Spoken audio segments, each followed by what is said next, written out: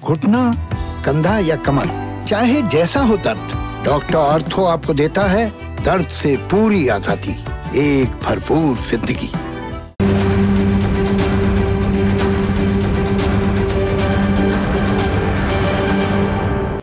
नमस्कार, मैं हूं संदीप चौधरी। आज सबसे बड़ा सवाल में हम बात करेंगे देश के किसानों की।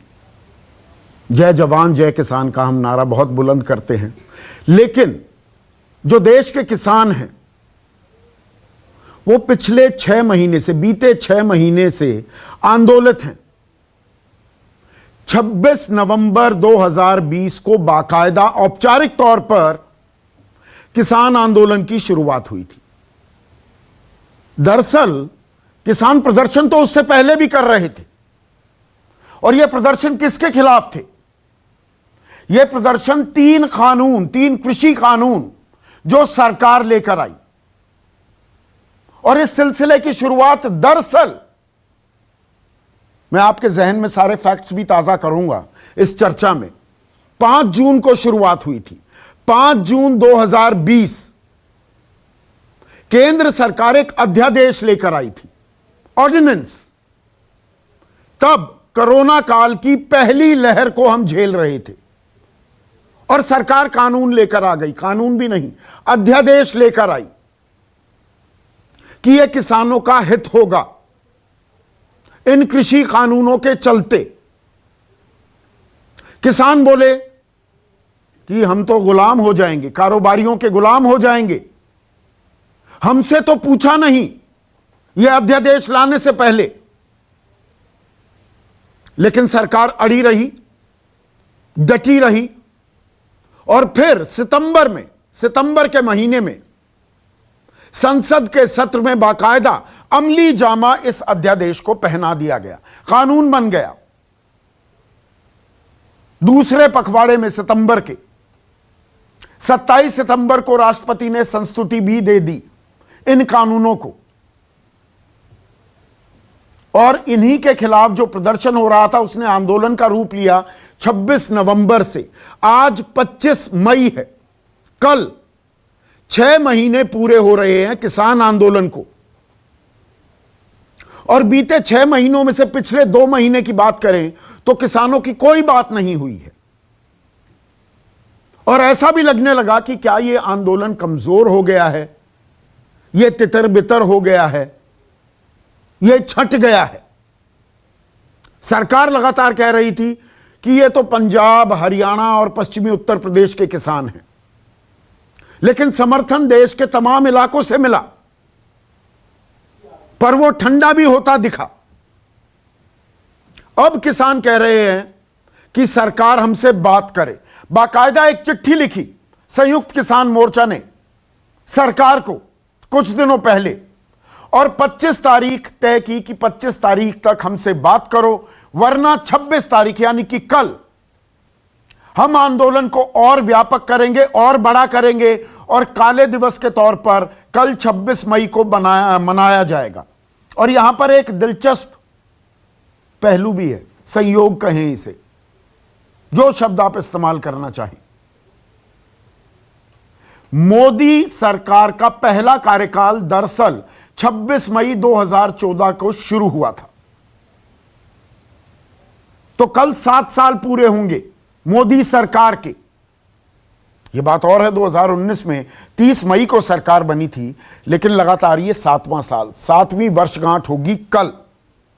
किसान कह रहे हैं हम काला दिवस मनाएंगे, मांगे वही जस की तस हैं, तीनों कानून रद्द किए जाएं।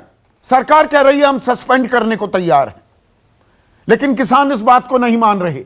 आखिरी जो बातचीत हुई, 12 दौर बातचीत हुई, आखिरी बातचीत 22 जनवरी को हुई थी, उसे भी 4 महीने हो चुके हैं, कोई बातचीत नहीं, कोई राब्ता नहीं।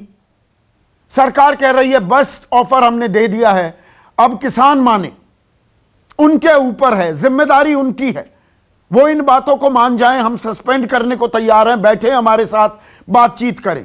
किसान कह रहे हैं बातचीत किस बात की, जो कानून हम चाहते ही नहीं उन पर क्या बातचीत, इन कानूनों को निरस्त करो, नए सिरे से बातचीत हो। तो बातचीत होगी क्या? और इसके अंदर कुछ पेच भी हैं। 12 जनवरी को सुप्रीम कोर्ट में भी इस मामले की सुनवाई हुई और सुप्रीम कोर्ट ने 4 सदस्यों की एक समिति बनाई थी। आपको ध्यान होगा, एक सदस्य ने इस्तीफा दे दिया। इस समिति से सवाल उठे थे समिति पर कि ऐसे लोगों को चुना गया है जो किसानों के हितों की या इन कानूनों की पैरवी करते हैं, किसानों की बात को नजरअंदाज करते हैं। और भूपेंद्र सिंह मान खुद एक किसान नेता हैं, चौथे सदस्य थे, उन्होंने इस्तीफा दे दिया इस समिति से। लेकिन गौर करने वाली बात यह है, और किसी भी मीडिया संस्थान ने यह बात नहीं उठाई है, 12 जनवरी को जो यह समिति बनी थी, अब 3 सदस्यों की समिति है, 2 महीने का वक्त दिया गया था कि सुप्रीम कोर्ट में अपनी प्रस्तावनाएं वो देंगे, लेकिन उसकी कोई खोज खबर ही नहीं है। क्या प्रस्ताव दिए गए, क्या कहा गया, समिति की फाइंडिंग्स क्या हैं, मांगे जायज हैं नाजायज हैं, जो दुख दर्द है किसानों का उसे कम कैसे किया जाए। 6,426 प्रतिमाह किसानों की आय है, यह 2013 में आखिरी आकलन जो किया गया। उसके बाद एक एनएसएसओ का आंकड़ा आया 2017 में, उसके मुताबिक भी 9,391 रुपए प्रति माह किसानों की आय है। 375 रुपए से नीचे प्रतिदिन अगर किसी की आय है उसे गरीब माना जाता है इस देश में। 375 रुपए लगभग 11,000 रुपए प्रति माह होते हैं। तो इस देश में ज्यादातर किसान, मैं कहूंगा अधिकांश किसान, क्योंकि 86% किसान, उनके पास 2 से 2.5 एकड़ से कम रकबा है। तो जाहिर सी बात है 8-9 हजार रुपए प्रति माह उनकी आय है। तो उनकी आय दोगुनी करने का भी वादा किया गया था। अब यह आय दोगुनी कैसे होगी, उसके लिए 10 से 12% कम से कम कृषि दर होनी चाहिए। ये तमाम सवाल हैं, इन पर तो हम चर्चा करेंगे, लेकिन विपक्ष भी कूद पड़ा है। किसानों ने चिट्ठी लिखी सरकार को, सरकार ने कहा हमने तो ऑफर पहले से ही दे रखा है, उस पर बताइए आपकी राय क्या है। अब किसानों के समर्थन में सोनिया गांधी, एचडी देवेगौड़ा देश के प्रधानमंत्री रह चुके हैं, एनसीपी के शरद पवार, टीएमसी की ममता बनर्जी, शिवसेना के उद्धव ठाकरे, डीएमके के MK Stalin, JMM Jharkhand Mukti Morcha के हेमंत सोरेन, नेशनल कॉन्फ्रेंस के फारूक अब्दुल्ला, समाजवादी पार्टी के अखिलेश यादव, आरजेडी के तेजस्वी यादव, सीपीआई के डी राजा और सीताराम येचुरी सीपीएम के महासचिव, इन्होंने चिट्ठी लिखी है सरकार को, प्रधानमंत्री मोदी को, और कहा है कि आपको फिर से बात शुरू करनी चाहिए। तो बात होगी क्या, यह सबसे अहम सवाल है। और आज जो सवाल मैं पूछ रहा हूं वो ये कि सरकार मानेगी किसानों की बात। आज की डेडलाइन है, लेकिन क्या सरकार मानेगी, ऐसा लग नहीं रहा है। फिर रास्ता क्या होगा, हल कैसे निकलेगा, और क्या विपक्ष बना रहा है किसानों को औजार, विपक्ष अपनी राजनीति चमका रहा है। मेरे साथ बीजेपी की राष्ट्रीय प्रवक्ता, लोकसभा सांसद हैं, आईएएस रह चुकी हैं, नौकरशाह रह चुकी हैं, सरकारी रणनीति से और कागजी कार्रवाई से भली भांति वाकिफ हैं, अपराजिता सारंगी।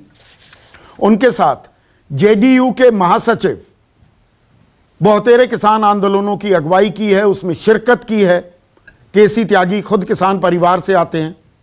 कांग्रेस के राष्ट्रीय प्रवक्ता रोहन गुप्ता, बद्री नारायण चौधरी महासचिव हैं भारतीय किसान संघ, यह संघ राष्ट्रीय स्वयंसेवक संघ से जुड़ा हुआ है। और इस किसान आंदोलन के एक और बड़े चेहरा योगेंद्र यादव मेरे साथ हैं। तो सवाल मेरा यह, अपराजिता, 6 महीने से आंदोलन चल रहा है, पिछले 4 महीने और 4 दिन से कोई बातचीत नहीं, बातचीत होगी, कब होगी? आप सबको मेरा नमस्कार। आज के दिन देश में कोरोना को लेकर हाहाकार मचा हुआ है।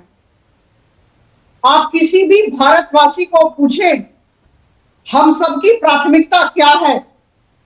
सब लोग कहेंगे कोरोना से युद्ध करना और इस युद्ध में जीतना हमारी प्राथमिकता है। हमें जानें बचानी है। 24 घंटे में करीबन 2 लाख केस आ रहे हैं और 3,500 लोगों की मौतें हो रही हैं। हमें ऑक्सीजन लाना है, हमें वेंटिलेटर सप्लाई करने हैं, हमें वैक्सीनेशन करना है। इस स्थिति में अगर 26 मई संक्रमण को बढ़ावा देने के लिए किसान संगठनों की तरफ से 40 किसान संगठनों की तरफ से इस तरह का बुलावा आएगा तो आप ये बताएं कि केंद्र सरकार का क्या रुख होगा? ठीक है, आपने कहा जनता की जान बचाना, इलाज करना, कोरोना से लड़ना आपकी प्राथमिकता है। 22 जनवरी को बातचीत खत्म हो गई थी। 1 मिनट अपराजिता, और 22 जनवरी के बाद इस देश ने लोकतंत्र के मेले भी होते देखे। 5 राज्यों में चुनाव भी हुए, आस्था का मेला भी हुआ। अभी बोर्ड की परीक्षा देने वाले 12वीं की बोर्ड की परीक्षा के 1.5 करोड़ बच्चों पर भी बातचीत हो रही है। तो बातचीत तो जब होनी होती है, जब चुनाव होने होते हैं, वो तो हुए ना। मार्च, अप्रैल और 2 मई को नतीजे आए तो चुनाव हुए ना। पंचायती चुनाव भी हुए, कुंभ मेला भी हुआ, तो किसानों से बातचीत क्यों नहीं हुई? अब मैं आपको बता दूं, आप सबको याद दिला दूं कि 12 दौर में बातचीत हो चुकी है।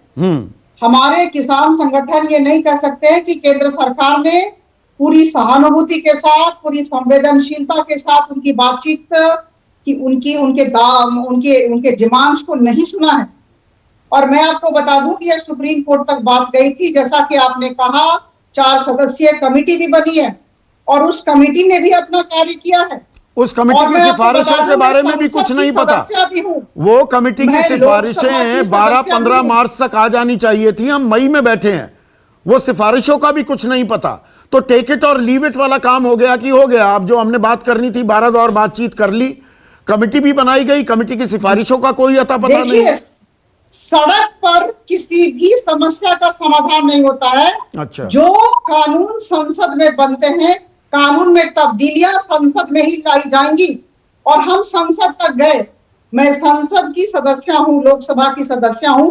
पिछले संसद में इस पर आदरणीय प्रधानमंत्री जी ने खड़े होकर कहा कि हम बिंदुवार चर्चा करने के लिए तैयार है। सारे विपक्षी दल आए, ये 12 विपक्षी दल आज इनके काम का समर्थन कर रहे हैं और उन्होंने चिट्ठी लिखी है हमारी सरकार को। लेकिन उस दिन मुझे याद है, मैं संसद में बैठी थी, इनकी तरफ से, खासकर कांग्रेस की तरफ से राहुल गांधी जी भी थे। किसी भी बिंदु को उपस्थापित नहीं किया गया और चर्चा के लिए ये लोग तैयार नहीं थे। ये तो मुद्दा किसान और सरकारों के बीच। 1 मिनट अपराजिता, मैं एक क्लैरिटी चाहूंगा। ये समस्या किसानों और केंद्र सरकार के बीच है या केंद्र सरकार और विपक्ष की समस्या है? नहीं, बिल्कुल नहीं। मैं कहना चाहती हूं कि संसद में हम आलोचना के लिए तैयार थे। बिंदुवार हमने प्रस्ताव दिया कि बातचीत हो, क्योंकि देखिए, जो तब्दीलियां आएंगी, जो चेंजेस आएंगे, जो अमेंडमेंट्स आएंगे, वो संसद में ही आएंगे। और हमने बातचीत तो हुई नहीं ना, इसलिए शिरोमणि अकाली दल आपको छोड़ गया था। अध्यादेश लेकर आए कि बातचीत होगी। बातचीत का आज तक वो डेटा नहीं आया। आपने भी कहा, आपके बहुत से सहयोगियों ने मुझे बताया 93 लाख लोगों से रायशुमारी की थी, वो डेटा बैंक आज तक नहीं आया। मैं नवंबर से लगातार खुला न्योता दे रहा हूं बीजेपी के तमाम प्रवक्ताओं को, वो 93 लाख लोग कौन थे जिनसे बातचीत हुई। यहां बद्री बाबू बैठे हैं, मैंने इनसे 1 नहीं 10 बार सवाल पूछा। ये तो भारतीय किसान संघ के हैं जी, आपसे सलाह ली गई कानून बनाने से पहले, साफ मना करते हैं बद्री नारायण चौधरी। मैं गलत तो नहीं कह रहा बद्री बाबू? 1 मिनट, मैं ये तस्दीक करा लूं। बद्री बाबू, गलत तो नहीं कह रहा हूं? अच्छा, अभी थोड़ी देर के लिए उठे हैं वो, पर मैं तस्दीक कराऊंगा, आप अपनी बात जारी रखिए। मैंने कहा संसद की बात। इसके बाद मैं आपको बता दूं कि हम किसानों के साथ हैं और किसानों के साथ रहेंगे। हमने 2 पदक्षेप लिए हैं, मुझे लगता है पूरा देश जानता है, आप भी अवगत हैं। करीबन 9.5 करोड़ किसानों को 20,676 करोड़ रुपए हमने प्रधानमंत्री किसान सम्मान निधि नहीं, उसी को तो कह रहे हैं राकेश टिकैत की मक्का वाला जो किसान है। और आप तो बिहार से हैं और आप सांसद हैं उड़ीसा से। बिहार में तो बहुत मक्का होती है, 1850 रुपए, 1868 रुपए एग्जैक्ट दाम मैं बता दूं, और वो 800 रुपए में बिकती फिरी। तो अगर 20 क्विंटल भी है, 40 क्विंटल का उदाहरण दे रहे थे, 20 क्विंटल भी किसी ने बेची, 1800 1850 वाली 800 रुपए में बेची, तो 20,000 का तो नुकसान हो गया। आप कह रहे हैं हमने 2,000 रुपए दे दिए। देखिए, अगर प्रधानमंत्री किसान सम्मान निधि योजना नहीं होता, तो अगर ये 20,000 करोड़ रुपए हम नहीं देते, तो ये तो कोई बात नहीं हुई। इस तरह के नहीं, 20 रुपए तो डीजल के दाम बढ़ गए, बिजली के दाम प्रति बीघा 700 रुपए। गुमराह करना बिल्कुल नहीं, मैं गुमराह नहीं करता। अगर फैक्ट्स मेरे झूठे हों, गलत हों, एग्जैजरेटेड हों, आप मुझे बताइए। 20 से 22 रुपए डीजल के दाम बढ़े हैं कि नहीं बढ़े हैं एक साल में? प्रति बीघा जो बिजली की कॉस्ट है, कीमत है, वो 1,000 से 1,750 रुपए बढ़ गई है कि नहीं बढ़ी है? देखिए, एक किसान के लिए एक साल में 6,000 रुपए भी बहुत होते हैं। और मैं आपको बता रही हूं, दूसरी बात मैं आपको कह दूं, अभी कुछ दिन पहले हर एक बैग पर, डीएपी फर्टिलाइजर के बैग पर हमने 140 रुपए की सब्सिडी बढ़ाई है। आपको पता है 500 रुपए से हमने उसे 1,200 रुपए किया है। तो जो काम, जो कल्याणकारी कार्य है, जो हमारे किसानों नहीं, वो बीच में 1 अप्रैल को 700 रुपए बढ़ाया भी था। बढ़ाने के बाद वो बिल्कुल ठीक है आपकी बात, 1,200 की सब्सिडी दी, पर पहले 700 रुपए बढ़ा भी दिया था। ठीक है, लेकिन हमने 140% पूरा तो बढ़ाया। अगर आप 500 रुपए का आधार देखें। और मैं आपको कह दूं कि हमारा काम बोलता है, हम भाषण देना नहीं चाहते या हम सड़क पर नहीं जाना चाहते हैं। हमने इनके साथ बातचीत की है और इन्होंने अभी हमें चिट्ठी लिखी है। हमारी प्राथमिकताएं अभी अलग हैं और मुझे लगता है विपक्षी दलों की भी प्राथमिकता, चुनाव भी प्राथमिकता थी, प्राथमिकता कोरोना का कुंभ भी प्राथमिकता थी, किसान प्राथमिकता के अलावा और कोई प्राथमिकता नहीं हो सकती है आज के दिन में। ठीक है, केसी त्यागी, एक सेकंड। केसी त्यागी, आपने बहुत आंदोलनों में शिरकत की है, किसान आंदोलनों में आप जेल भी गए। यहां पर अपराजिता सारंगी, आपकी सहयोगी, क्योंकि आप अहम घटक हैं, वो कह रही हैं संसद के लिए हुए फैसलों पर सड़क पर समाधान नहीं निकलता है। तो ये 70, 80, 90 के दशक में सड़कों पर आप भटकते थे, आंदोलन करते हुए गलत करते थे केसी त्यागी साहब?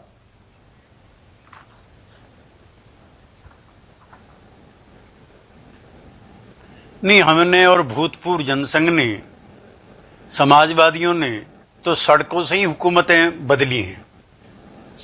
सड़कें गर्म होगी तभी संसद गर्म होगी।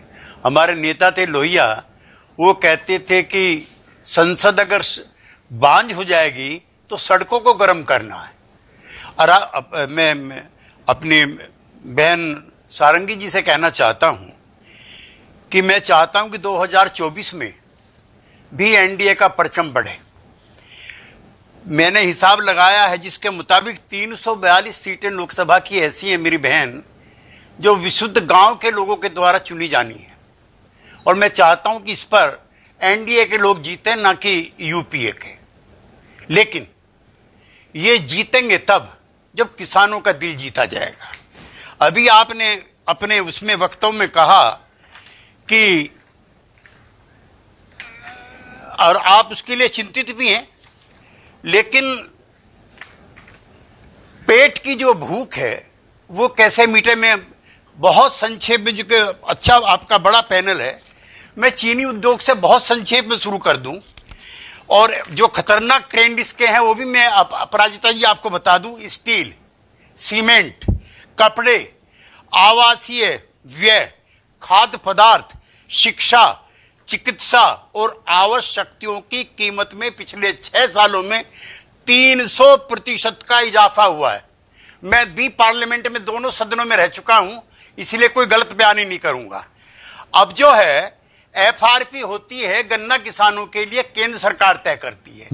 एसएपी राज्य सरकार तय करती है।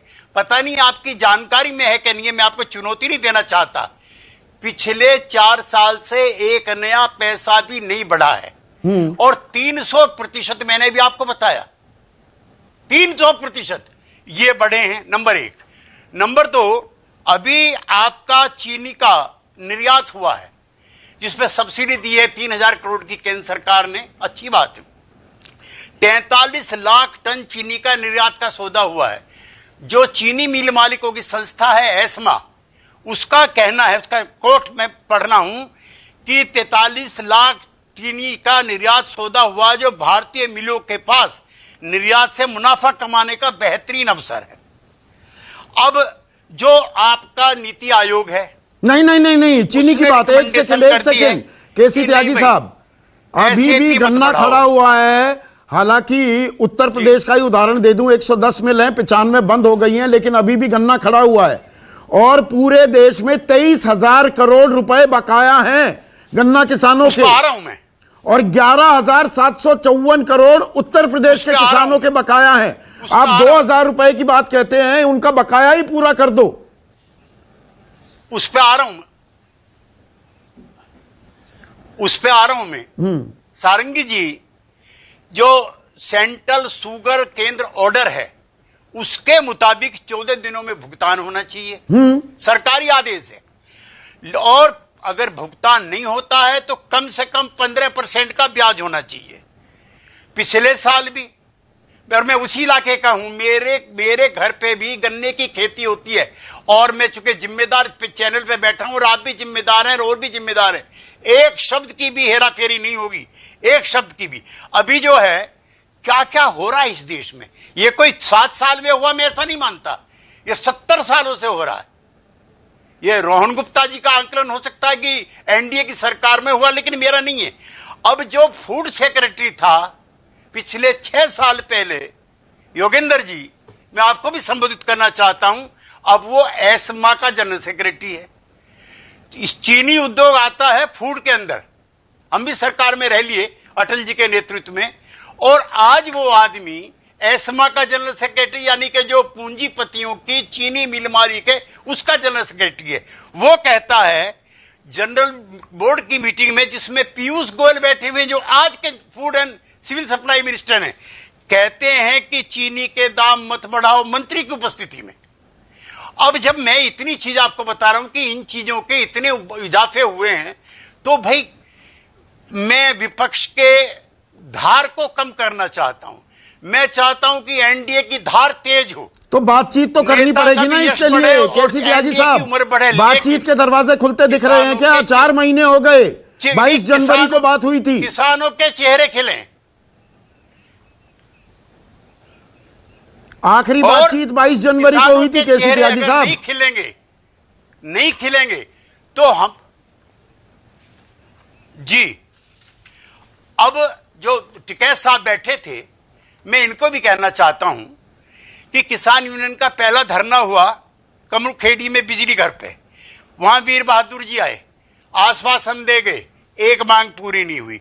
मेरठ कमिश्नरी का घेराव हुआ, 5 लाख लोग आए, वो राजेश पायलट जी गए, एक मांग पूरी नहीं हुई।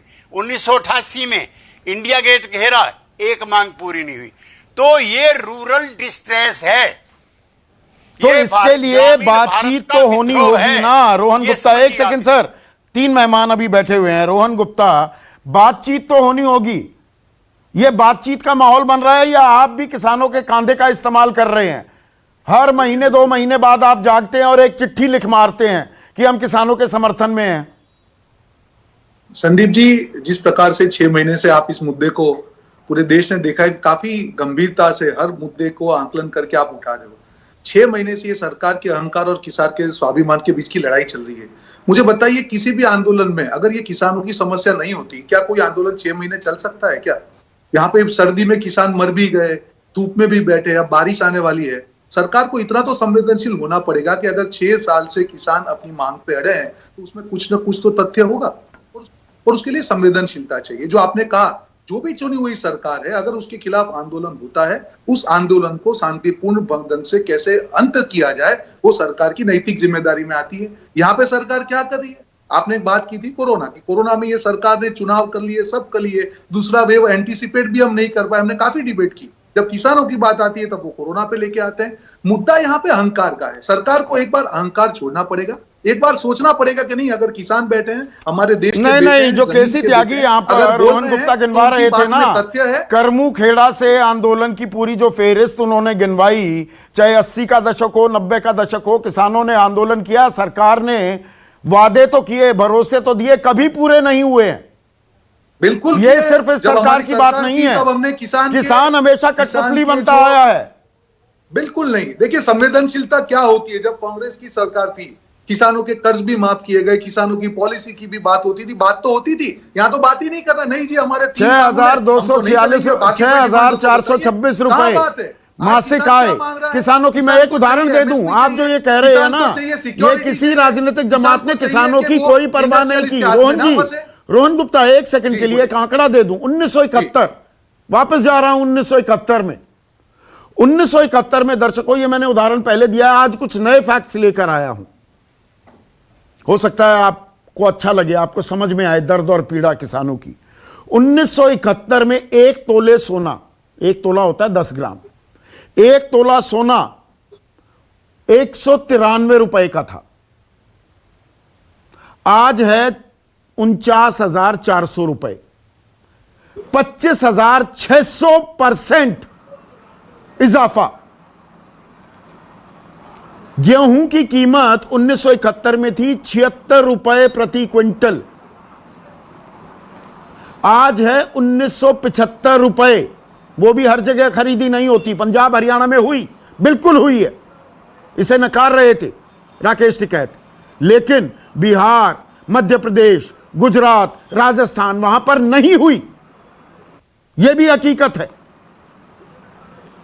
तो 76 रुपए वाला क्विंटल, 1 क्विंटल गेहूं 1975 रुपए का हुआ। इसका सीधा सा गणित लगाऊं, जहां 1971 में 2.5 क्विंटल गेहूं में 1 तोला सोना खरीद सकता था किसान, आज उसे 25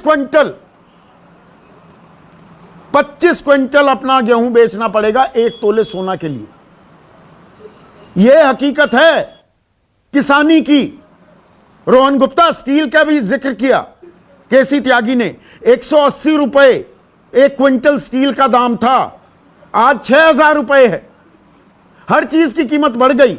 सरकारी कर्मचारी 150 से 200 गुना उसकी तनख्वाह बढ़ गई। किसान का क्या? यह एक सरकार की बात नहीं है रोहन गुप्ता।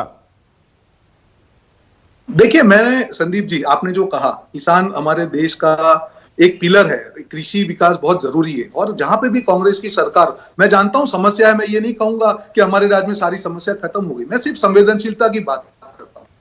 जब कर्ज माफी की बात हो, मैं अभी आपको छत्तीसगढ़ का एग्जांपल दे रहा हूं।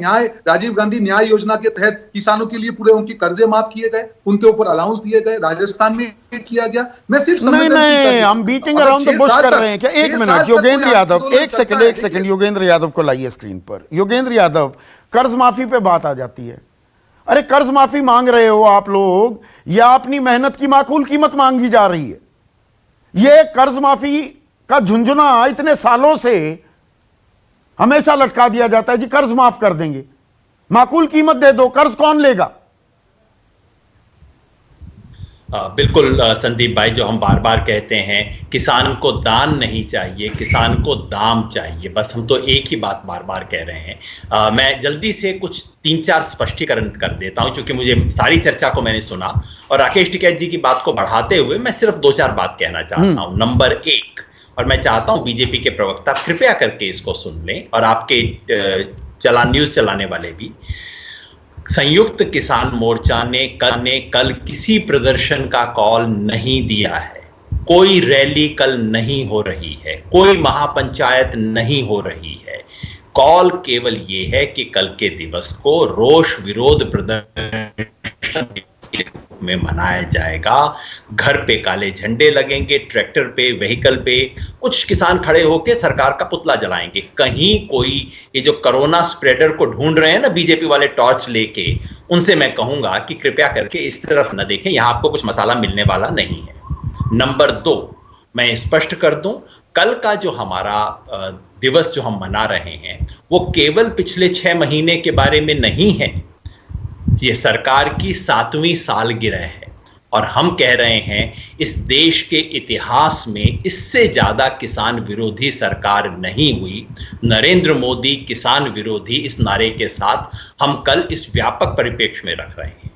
तीसरी बात, ये मैं बार बार सुनता हूं, सरकार ने पिछले साल की तुलना में इतना गेहूं ज्यादा खरीद लिया, इतना पैसा किसानों को दे दिया, मानो कोई दान दे रहे हो। अरे भाई, उनकी फसल का दाम है, आप पहुंचा रहे हो। कृपया करके क्या मुझे बीजेपी के और भारतीय किसान संघ के प्रतिनिधि ये बताएंगे कि इस देश में कितना गेहूं जो उत्पादन हुआ उसका कितना प्रतिशत एमएसपी पे खरीदा गया? कृपया मुझे ये बता दीजिए। और अगर टाइम मिले तो गेहूं के साथ साथ जौ के बारे में भी बता देना, चने के बारे में भी बता देना और अरहर के बारे में बता देना। इस सीजन के जो दाल जो है उसके बारे में बता दीजिए। ये मत बताइए पिछले साल से आपने ज्यादा क्या कर दिया। आपने तुलना अपने आप से मत कीजिए। इस देश के किसान को अपनी फसल का कितना प्रतिशत एमएसपी पे खरीदने का मौका मिला, ये बताइए। और आखिर में आपका सबसे बड़ा सवाल, क्या राजनीतिक दल किसानों को औजार के रूप में इस्तेमाल कर रहे हैं? संदीप भाई, मैं आपको विनम्र निवेदन करना चाहता हूं। मैं जानता हूं शायद कांग्रेस के प्रतिनिधि एग्री ना करेंगे, लेकिन सच्चाई ये है, पहली बार किसान राजनीतिक दलों को औजार के रूप में इस्तेमाल कर रहे हैं। किसान कॉल देते हैं, राजनीतिक दल पीछे पीछे आते हैं। किसान कहते हैं इस चुनाव में किसी पार्टी के पक्ष में नहीं होंगे, लेकिन इस पार्टी को हराएंगे, और वो पार्टी हारती है। पश्चिम बंगाल में भी और उत्तर प्रदेश में भी किसानों को पहली बार समझ आ गया है कि राजनीति की लगाम वो अपने हाथ में। तो मतलब राजनीतिक एजेंडा अब आप लोग सेट कर रहे हैं, बहुत बड़ी बात। तो राजनीतिक एजेंडा आप सेट कर रहे हैं, मतलब राजनीतिक हो गया है ये आंदोलन। आप ये बात मान रहे हैं योगेंद्र यादव? इस देश का कोई भी आंदोलन कभी भी राजनीति से मुंह मोड़ के खड़ा नहीं हो सकता। तो ये कई महीनों तक तो आप मुंह मोड़े खड़े हुए थे। आप कहते थे हमारा तो गैर राजनीतिक आंदोलन है। शुरुआत आपने की थी इस बात की। जब हम कहते हैं पहले दिन से कि हम इन 3 कानूनों के खिलाफ हैं, तो हम बिल्कुल एक राजनीतिक पोजीशन ले रहे हैं। राजनीति करना और पार्टीबाजी की राजनीति करना, इस पार्टी को आगे, इस पार्टी को पीछे, इलेक्शन की टिकट, ये राजनीति आंदोलन नहीं करता है। लेकिन जो आंदोलन कहता है किसानों के साथ अन्याय हुआ है और उसे हम ठीक करेंगे, ये तो राजनीतिक स्टेटमेंट हो गया ना। पहली बार किसान राजनीति को अपने पर्पस के लिए इस्तेमाल कर रहे हैं, क्योंकि जब किसान कहते हैं हम राजनीति नहीं करेंगे, राजनीति से कुछ नहीं करेंगे, तब वो राजनीति का मोहरा बनते हैं। पहली बार किसान फिर से आंदोलन को ऑक्सीजन वेंटिलेटर देने की कोशिश है आपकी। ये कल जो काला दिवस मना रहे हैं, ये देश तो वेंटिलेटर और ऑक्सीजन के लिए तड़प रहा था। आप भी ऑक्सीजन के लिए, आपका आंदोलन भी तड़प रहा था योगेंद्र यादव। ऑक्सीजन वेंटिलेटर की जरूरत तो बेचारे बीजेपी वालों को है। आपने देखा इनकी बंगाल में क्या स्थिति हुई, इनके उत्तर प्रदेश में क्या मतलब हुई बंगाल है, की बीजेपी की हार या ममता की जीत का सेहरा आपने अपने सर बांधना चाहते हैं? वो ममता की जीत है कि किसान नेताओं ने भी काम किया, आप ये कहना चाह रहे हैं?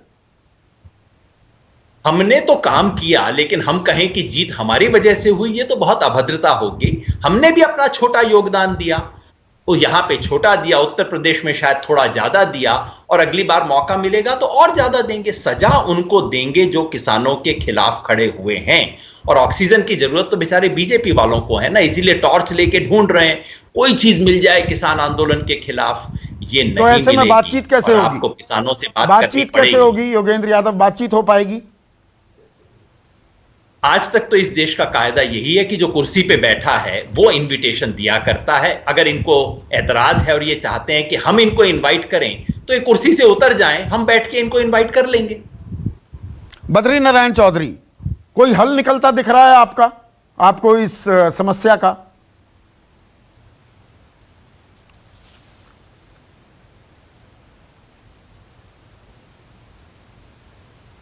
बद्री बाबू, सवाल आपसे था, आपको हल निकलता दिख रहा है कुछ? नहीं, बद्री नारायण चौधरी के कनेक्शन में थोड़ी दिक्कत आ रही है। तो यहां पर तो हार्डनिंग ऑफ स्टांसेस दिख रहा है। अपराजिता, कोई हल निकलता दिखता है या आपने अपनी बात कह दी, आपने जो ऑफर देना था दे दिया? और किसान, ये वो वाला काम हो गया। आप कह रहे हैं टेक इट और लीव इट, किसान कह रहे हैं आर वे और द हाईवे। यहां पर बीच में गाड़ी अटक गई क्या? 22 जनवरी की याद आपने दिलाई, और मैं आपको कह दूं कि 22 जनवरी को हमने 2 बातें कही थी। प्रथम, हम बिंदुवार चर्चा करने के लिए तैयार हैं।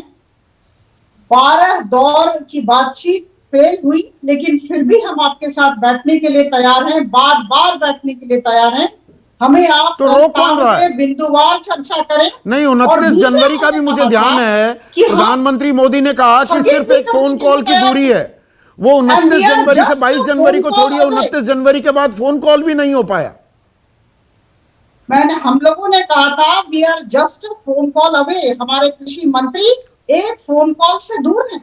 तो मतलब किसान फोन करें। इनके खेमे में पूरी शांति रही।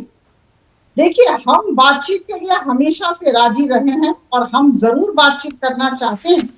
हमने स्थगित करने का भी प्रस्ताव पर दिया। 4 महीने हो गए ना। इसके बद्री बाद- बाबू से मैम 1 सेकंड के लिए रोक रहा हूं, बद्री बाबू के कनेक्शन में लगातार दिक्कत आ रही थी। बद्री बाबू, बातचीत होती दिख रही है क्या? 4 महीने हो गए हैं और धाक के वही 3 पात दिख रहा है क्या आपको? देखिए,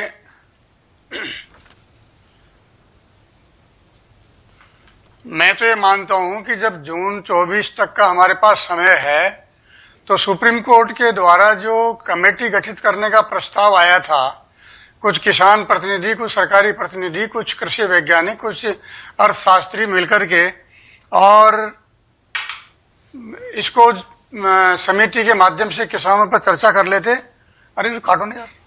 हाँ, आपकी बात आ रही है। चर्चा कर लेते तो अच्छा होता।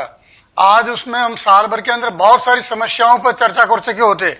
मेरा कहना यह है कि अभी भी इन नेताओं को चाहिए कि राजनेताओं के चंगुल में से बाहर निकलें, किसान शक्ति के ऊपर विश्वास करें और किसानों को भरोसा में लें।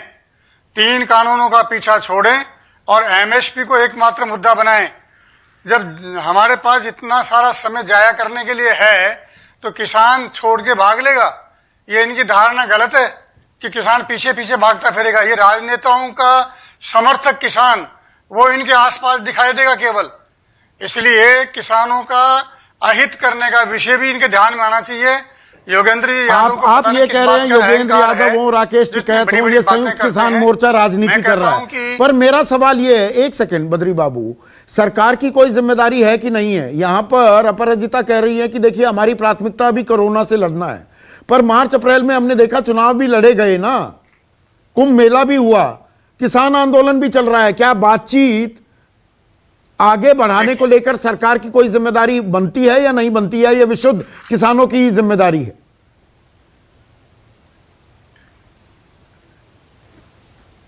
संदीप जी, जिम्मेदारी तो बहुत बनती है, सरकार की बनती है, लेकिन गैस टैंकर रोक लो, एम्बुलेंस को परेशान करो, हिसार के अंदर कोविड सेंटर को विरोध करो, पंजाब में रक्तदान को नहीं होने दो, ये चीजें क्या बोलती है?